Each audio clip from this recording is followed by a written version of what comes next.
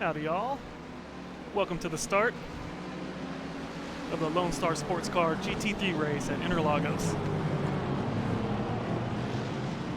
Now we couldn't see from that starting camera angle, but Muhammad actually jumped the start. And that's going to get him a black flag, unfortunately.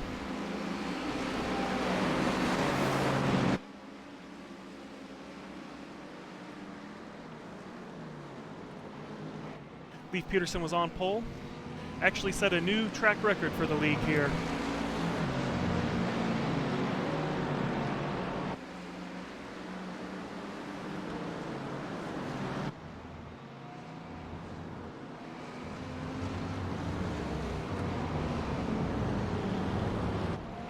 The old pole time was a 1:31.5 and Leif ran a 1:31.1.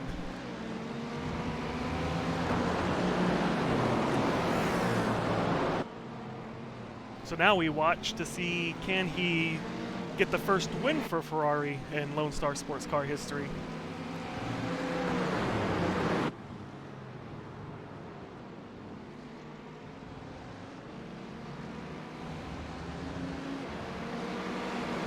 I had a nice qual lap. I got in P4.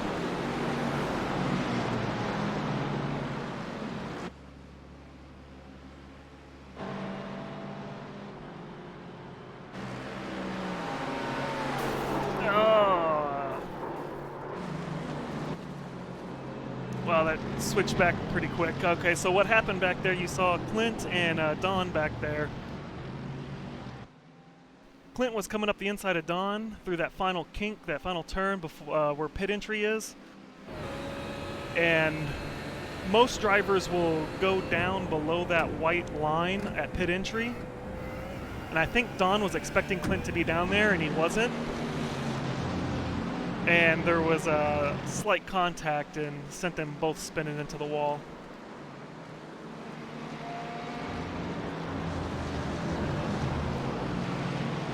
And I think talking to Clint, I don't think he's a new iRacer, as most of you know. I don't think he realized that that was actually the line down there where drivers take, because at most places you go, a solid white line would indicate the track limit and you don't exceed that.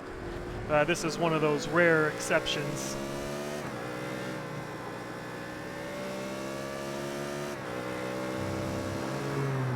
If we stay on board with Muhammad here, you'll see pit entry coming up.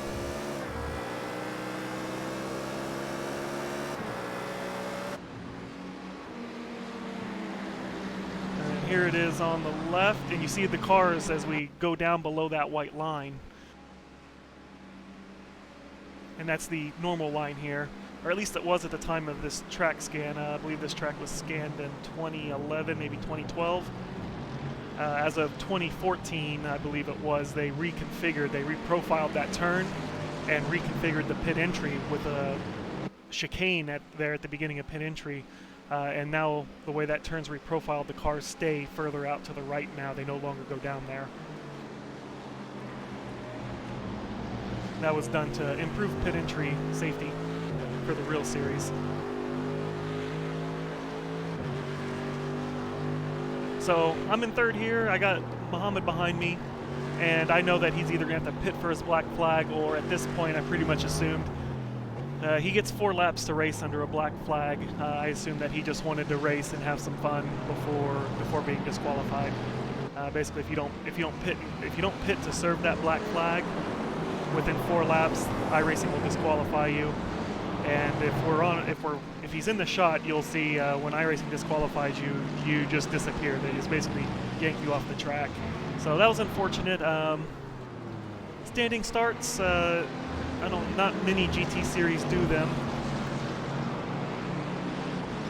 And sometimes when you're new to them, I think what happened was, it looked like, from my point of view, it looked like he went, basically, you're sitting on the grid, the lights are out, there's no lights, and then all of a sudden the red lights come on.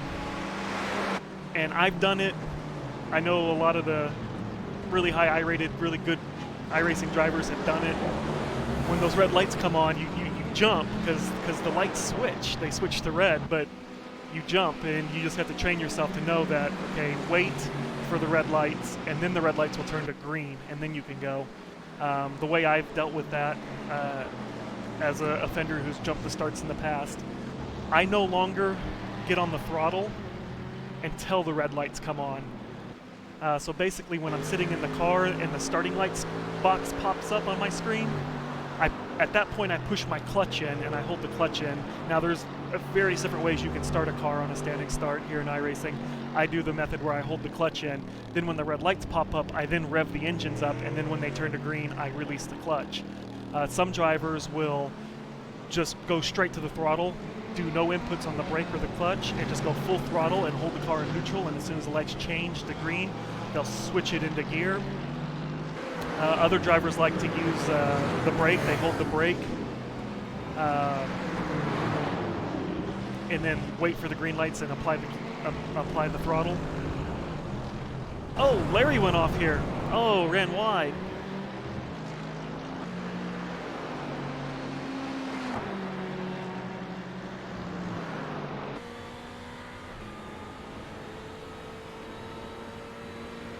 And Mike Lane got around him there. That was an easy pass. And are we going to show... Here shortly, I believe you'll see Muhammad just disappear. That's unfortunate because this was shaping up to be a real good battle.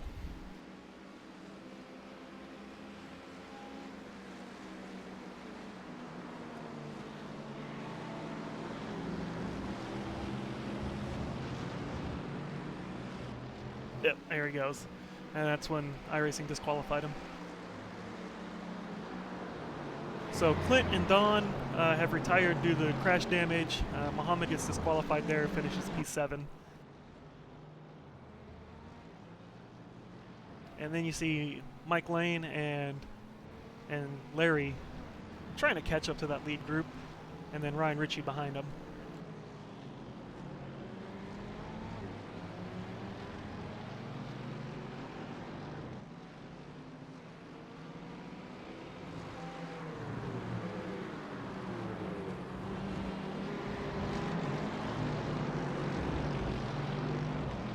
So once again, round 4 of 6 for this season for the Lone Star Sports Car Series.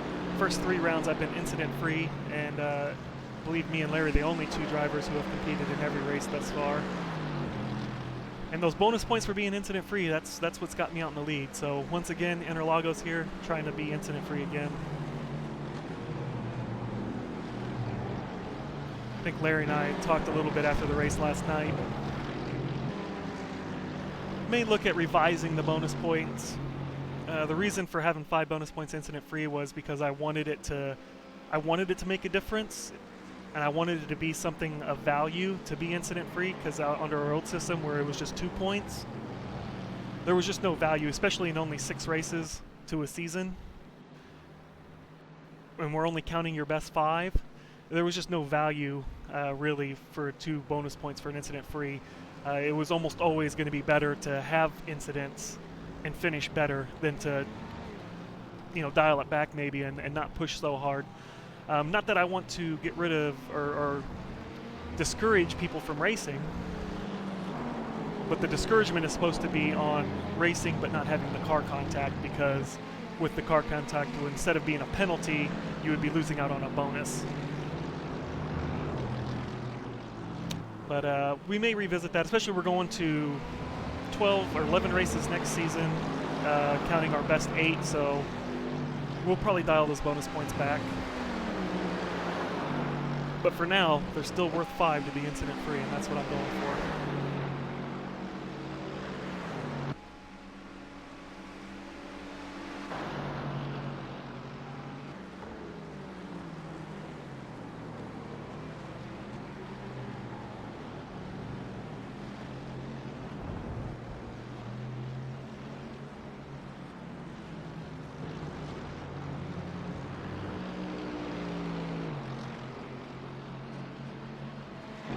And some of you may have noticed the new windshield banners. Something I was trying out for next season. Went ahead and finished them up and put them on all the cars for this broadcast. And then also the number plates. I've standardized windshield banners and number plates for all cars. So all cars have a TX League windshield banner. and then the number plate shows the club that the driver's in, and also whether they're Pro Division or the AM Division, the Amateur Division. That was another change, was I was calling the Amateur Division, was formerly known as the Gentleman's Division, mainly because I didn't like calling our league drivers amateurs, since technically we're all amateurs. But I felt like going forward, most people who watch racing are aware of Pro Division drivers and Amateur Division drivers in the real series. So go ahead and calling them the same divisions in our series just seemed to make more sense. I felt like more people would understand what that was. So we've renamed Gentlemen's to AM, and we have Pro and AM. The Pro Division drivers have the black number plates and the black windshield banners, and then the AM Division drivers will have orange number plates and orange windshield banners to help tell them apart.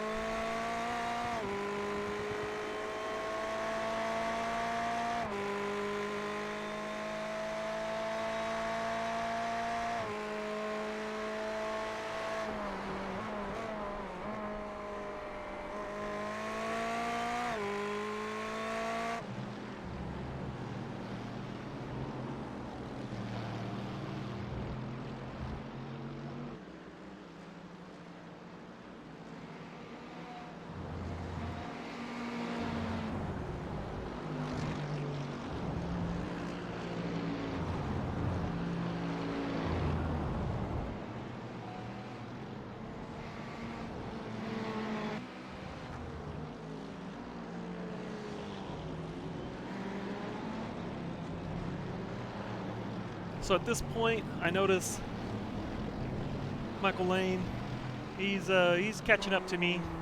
He was quicker than me in practice. I did out-qualify him. I don't know where I pulled that qualifying lap from. It was a halfway decent one. But I'm keeping an eye on him. He's coming up. I've raced with him before, actually, in another league. I believe it was the Majors League, I believe, is where I've raced with him before. And I know he's a fast driver. I know he's a good, clean driver, so I wasn't too worried when he caught me. But keeping my eye on him. Also keeping my eye on Larry. Noticed that I was running quicker pace than Larry, which was the case in practice as well. So really just wanted this to be a good race for me and put some ground on Larry.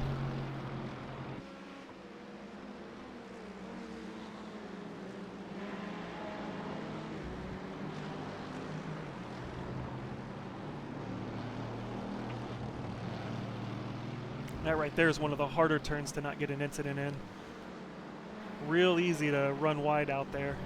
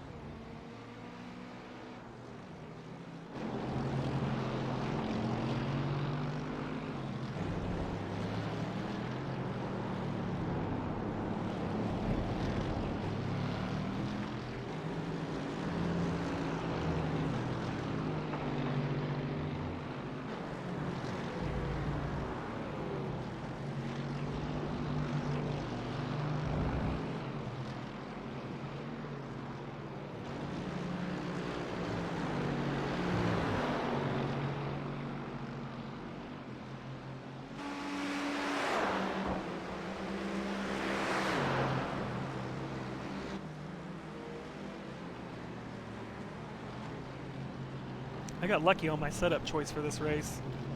I started out going to, I have a couple baseline type default sets that are my go-to sets to start out with. And they were quite a bit slower than this one, and they felt really tight. I felt like I was just having to brake way earlier than I wanted to and just stay off throttle so much longer to get the car to turn. Really wasn't happy with it, and with about 30 minutes or so left in practice, about halfway through practice then, I decided to try out my SPA set I used in the Autobahn League a few weeks ago, and that actually felt really good here.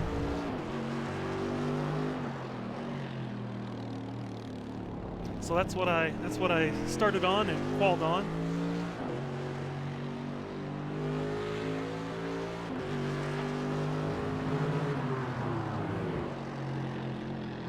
That may become one of my new favorite go-to baseline sets that I'll start trying out from here on out.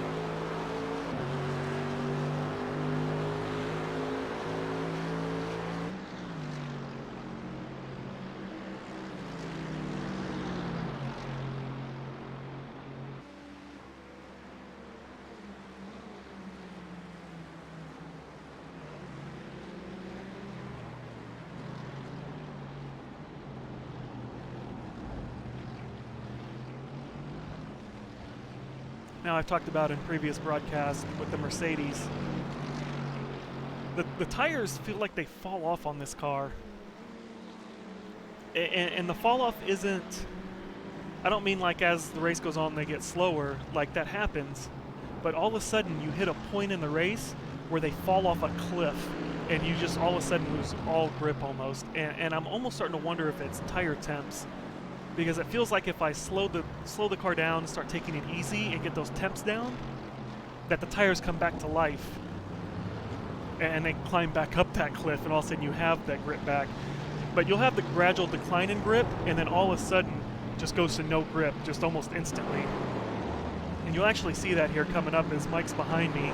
I start pushing a little bit, trying to push a little bit harder to keep him behind me. And then all of a sudden, I had nothing. The back end started sliding around on me.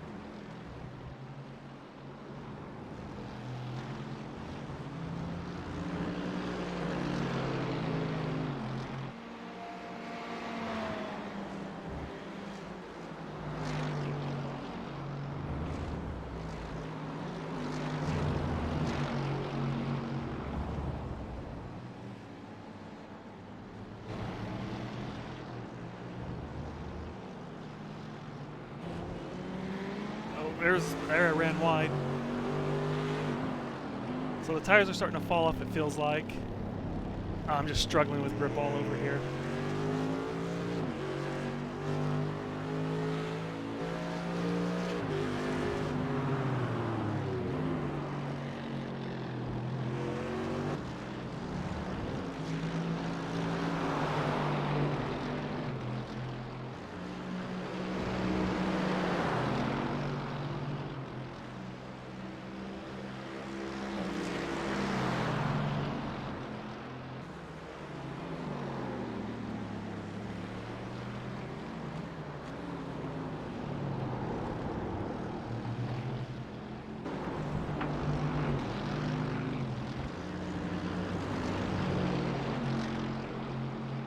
So, Autodromo Jose Carlos Pache, more famously known as Interlagos, opened in 1940.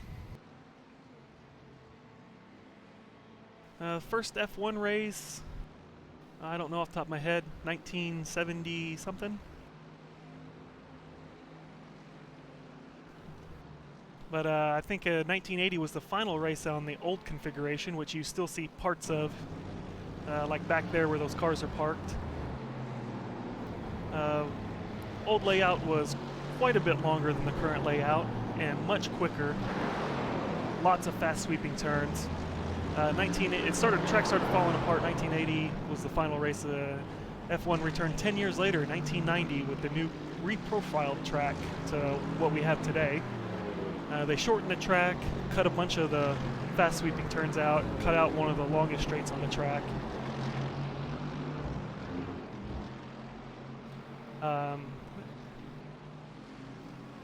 I think from there, F1 raced on it till probably 2007, I think, is when the track was repaved completely. So from 2007 then to 2014 was the next configuration change, and that was the final turn which we saw. You have a new pit entry. For those who watch F1, you'll notice the new pit entry since I believe 2014 has a chicane on it, and the cars no longer ride all the way down through that final turn along the wall. They've moved that turn out.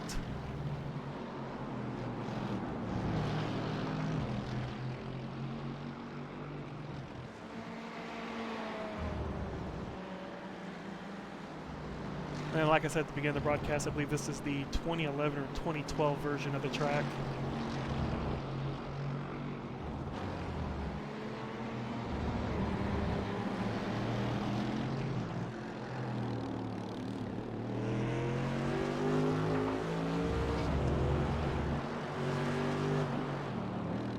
This could be one of the more difficult tracks to pass on if the lead driver, if the driver ahead knows what they're doing and can set up the fences properly. And the zones where you can pass, you need to get close for.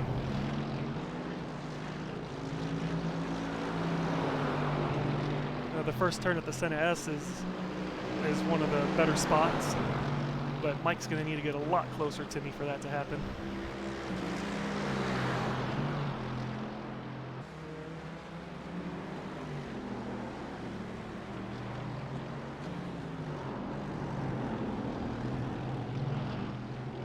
Right there's where I saved it. I think Mike expected me to come back across. Got on the brakes, kept out of me. Here's another spot where you can make the move. Right here in the braking, you can usually get someone too if you can get close enough. And I ran wide, again struggling with grip, and Mike's gonna come right up underneath.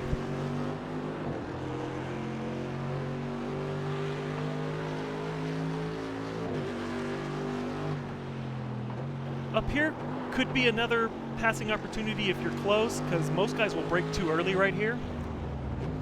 And if you're willing and you're close enough, you can try to dive up the inside of them there.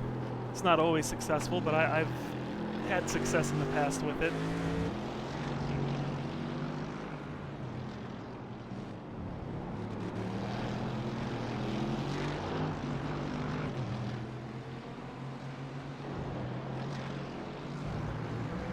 And getting this turn right is very important, because this leads on to one of the longer flat-out sections of any tracks.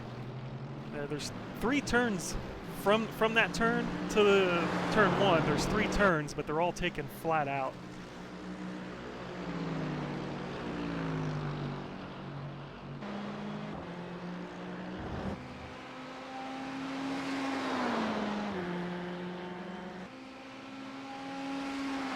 There's Larry. He's running about 10 seconds back from me.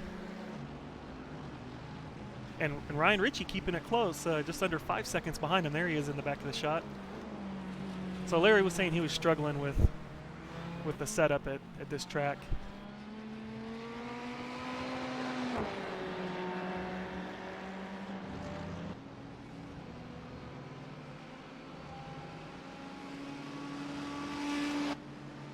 Ryan, the last of the AM drivers left in this race.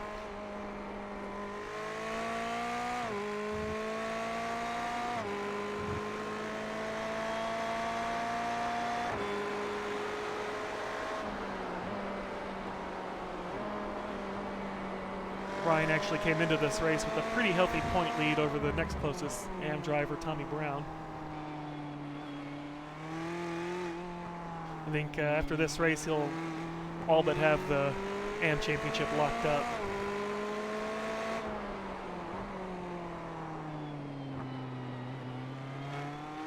Larry came into this race 8 points behind me. So I know this isn't what he was wanting. He did have some hardware troubles at the beginning of the session. I don't think he finally turned a lap until halfway through practice.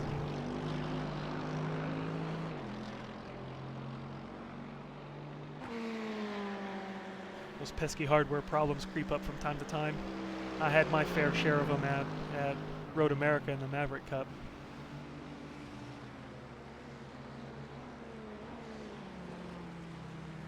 which, by the way, I know was never able to diagnose, and it hasn't happened since. I had a couple disconnects in practice and another disconnect during the race, and then that was it. I haven't had a problem since.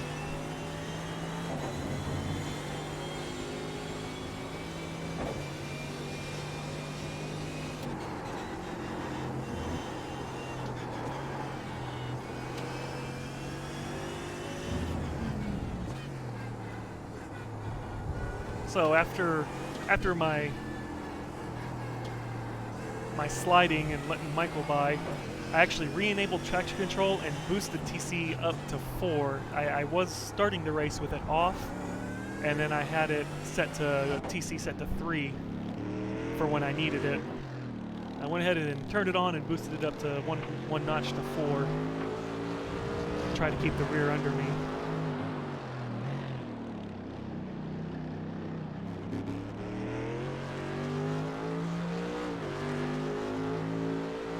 Ryan's running pretty close lap times to Larry, only 2/10 off there on the last lap. Oh, yeah, and that'll hurt you because you lose a lot of speed on this long flat out section.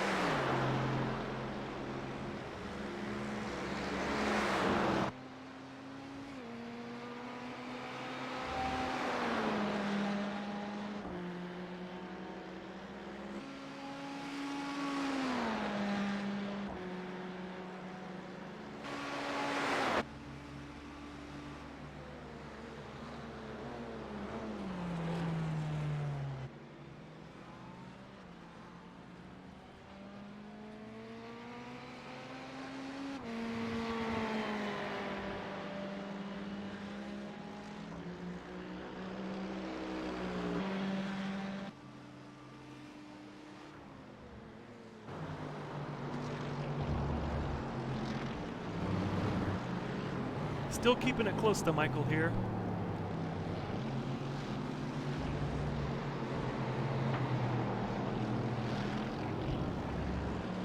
I usually, for my pit stops, I think most people think that I cut it close. I'm actually usually pretty, I usually have a little bit of a safety margin built into my field numbers on my pit stops. And for this race here with Michael close, I wanted to get around Michael to try to put a position between me and Larry. So I actually turned my fuel down. Instead of taking, I normally take that extra lap of fuel for, just in case, because I've had races before where we've done one extra lap than what was planned. And there's Michael coming into pit lane, along with Daniel. Daniel's up there in pit lane as well. I usually take that extra lap of fuel. I actually turned it down. I think I took right around only about a half a lap extra of fuel. So not quite as conservative as I usually do, because I wanted to try to leapfrog Mike in pit lane here.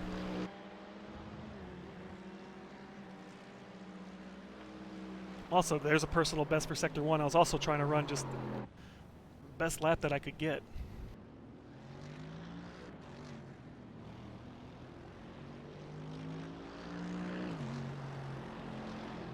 Now I messed that up later in the lap.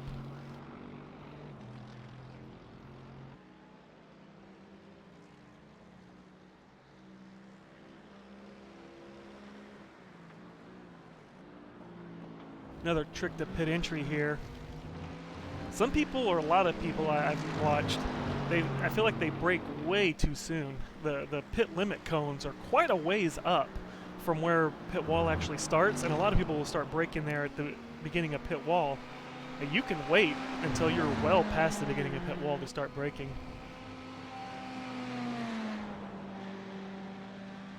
And here's, oh, no, you can't see him. But here's Leaf coming into pits. You can wait till right there at the base of that hill, and you can start braking there, and you can just see the yellow cones. Those mark the entry to the pit speed limit.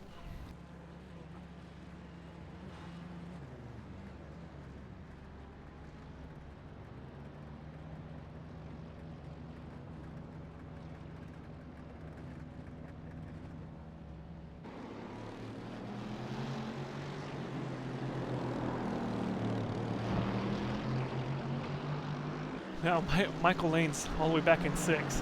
He had a 45-second pit stop, which is quite long. I think he took a full tank of gas and 4 tires, he said.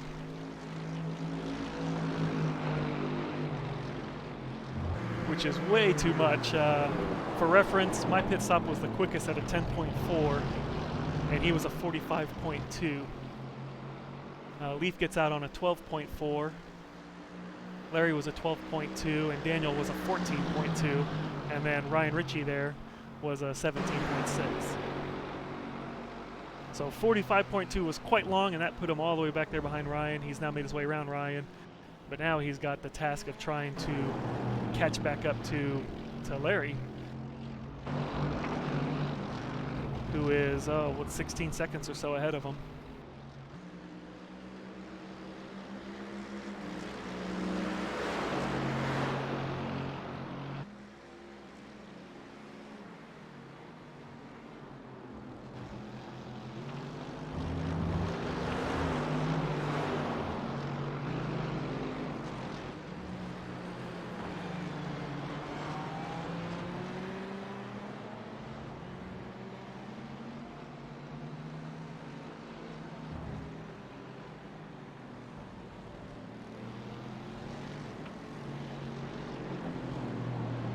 So I actually came out, they haven't shown it yet, I actually came out of the pits right behind Daniel, just a couple seconds behind.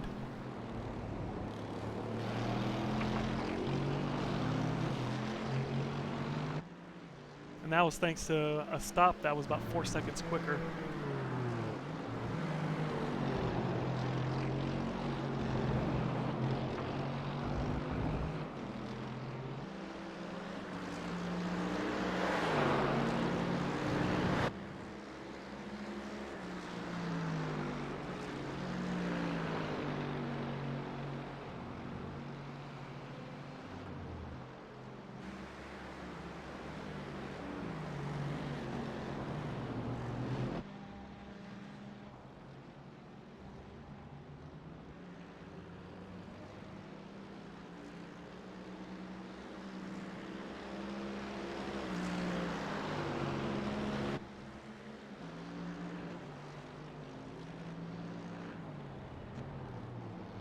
And there's me and Daniel.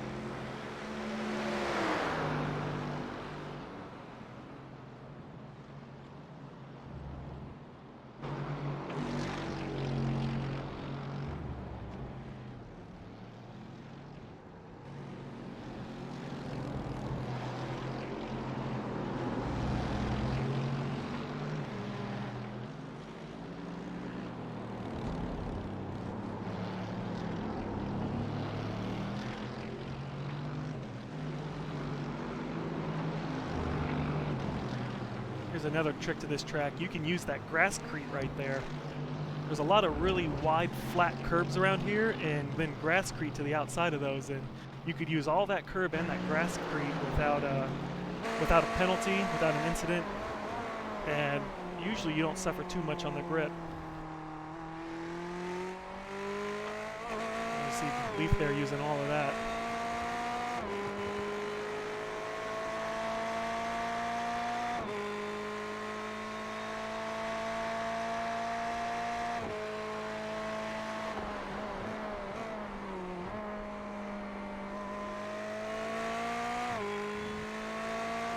What you want to stay off of is that fake AstroTurf stuff. You want to stay off of that.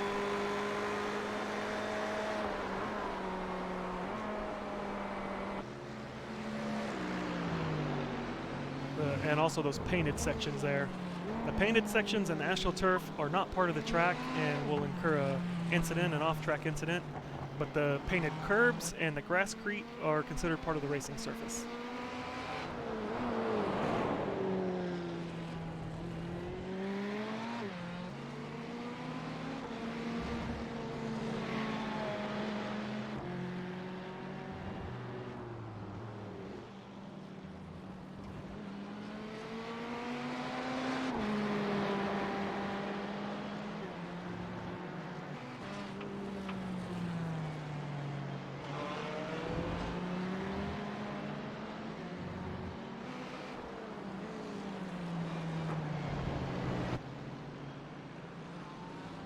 Well, Michael Lane's got the gap down to 11.5 seconds on Larry.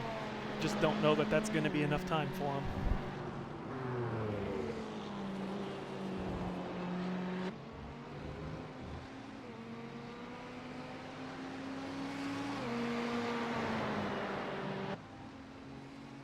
And Michael is running the quickest lap times now.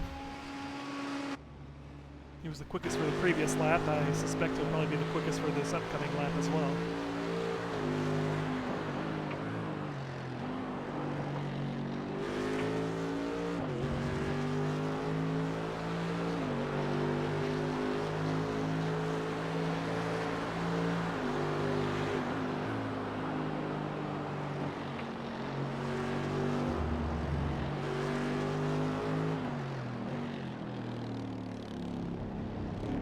So as we ride on board here with Daniel, I held back for a few laps, like I talked about, trying to cool the tires off.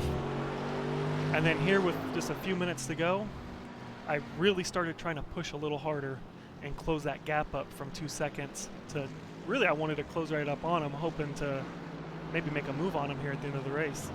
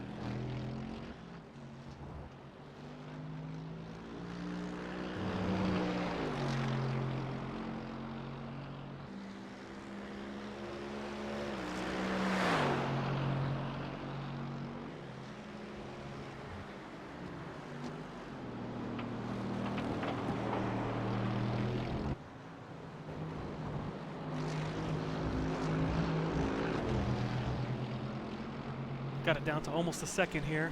Coming up about 2 laps to go.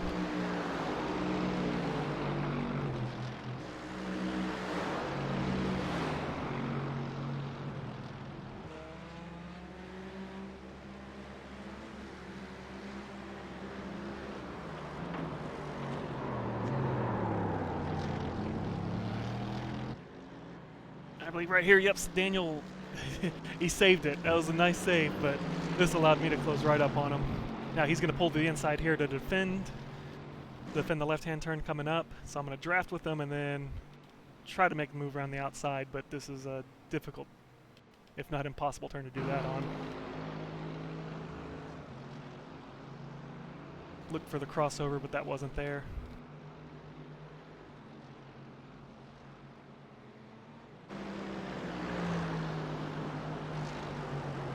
I thought about it up here, but I just couldn't get close enough to him.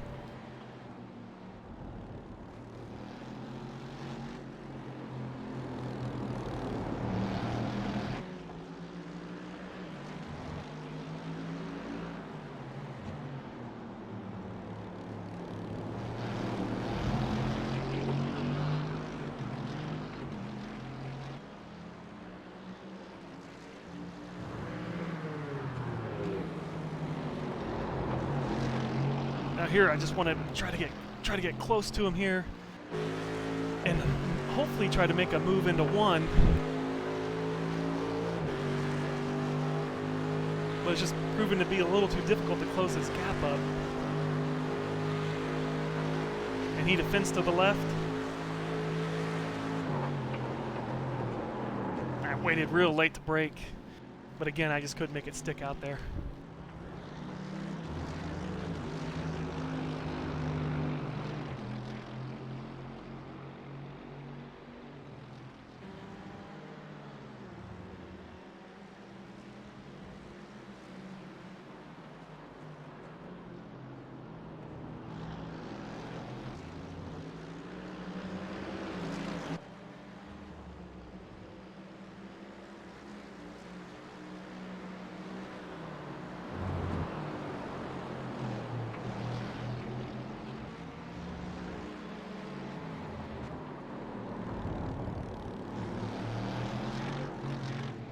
And then here I felt like I overheated the tires and they started really just falling off really bad again.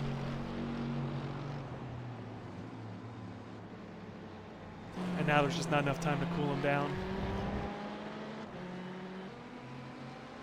This should be Leaf coming to the finish.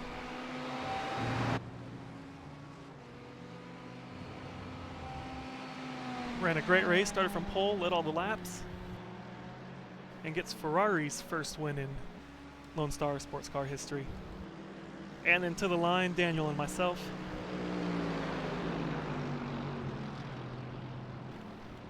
It was a fun battle there right at the end with Daniel. Just couldn't make anything of it. And Michael Lane not able to catch up to Larry. Too few laps left.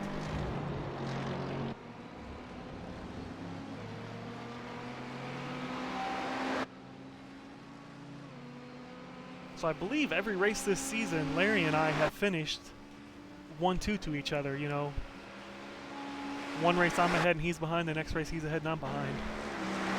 Only thing keeping me out in the lead is the bonus points. I think the bonus points are the difference, the gap to us. And Ryan Ritchie coming home 6th.